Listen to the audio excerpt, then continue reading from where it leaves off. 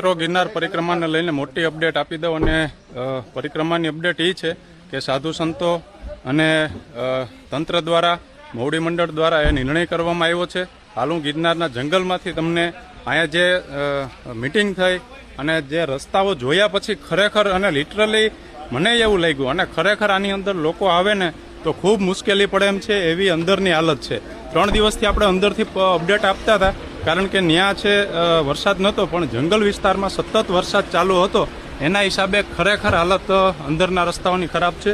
અમે બોરદેવીના રૂટથી આગળ આવ્યા અને આ તો સારો રસ્તો હતો છતાં એની જો આવી હાલત હોય તો અંદરના જે કપરા ચઢાણ અને જે ઘોડીને આવે છે ત્યાં તમે સ્લીપ થઈ જવું અને જો કંઈ અકસ્માત થાય તો કોઈ સેવાય ન પૂગી શકે, વાહન પણ ફસાઈ જાય એવી હાલત છે અંદર.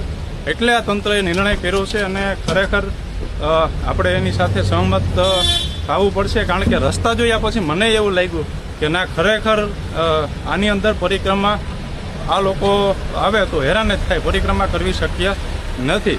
એટલે પરિક્રમા બંધ નથી રહેવાની, પરિક્રમા પ્રતિકાત્મક થશે કારણ કે આપણું આ ધાર્મિક તહેવાર છે. એટલે અહીં જે સાધુ સંતો મોવડી મંડળ છે, સાધુ સંતો અને ભક્તો જે અહીંથી લિમિટેડ કે 20-25 જે આપણા સાધુ સંતો છે એ અને સાથે તંત્ર રહી અને પ્રતિકાત્મક એ ગિરનાર પરિક્રમા પૂર્ણ કરશે.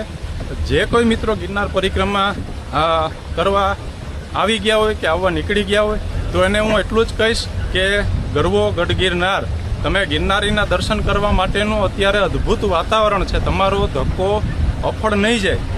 પણ હાલ આ પરિક્રમાના અપડેટ એ છે કે પરિક્રમા લોકો માટે રદ કરવામાં આવી છે અને એ જે નિર્ણય છે એ અંદરના જંગલમાં વિઝિટ કર્યા પછી એ અંદરના જંગલમાં રૂબરૂ જોયા પછી ખરેખર મને એવું લાગ્યું કે ના આ નિર્ણય સારો છે. તો મિત્રો છેલ્લા 2-3 દિવસથી લોકો હેરાન ન થાય અને સાચી માહિતી મળે એવો હું પ્રયત્ન કરતો હતો અને આપણે અપડેટ આપતા હતા.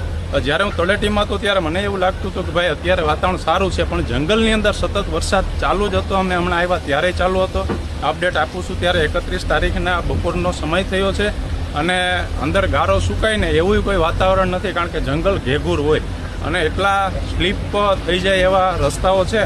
અને તંત્રએ જે કંઈ નિર્ણય લીધો એ તમને જાણ કરી દઉં કે પરિક્રમા આમ લોકો માટે આપણા માટે રદ થઈ છે. પરિક્રમા ધાર્મિક રીતે ચાલુ રહેશે. તમે આવી ગયા હોય કે આવવાના હોય તો માત્ર ગિરનારીના દર્શન કરજો. અને એ પણ કહી દઉં કે ગિરનાર દર્શનનો અત્યારે બેસ્ટ સમય છે. તમને ગિરનારની અદ્ભુત મજા આવશે યાત્રા કરવાની, એવો મસ્ત માહોલ છે. વધારે હેવી વરસાદ નથી, રીમઝીમ બારિશ ચાલુ હોય તો ગિરનારના દર્શન કરી જાજો. ખૂબ ખૂબ આભાર.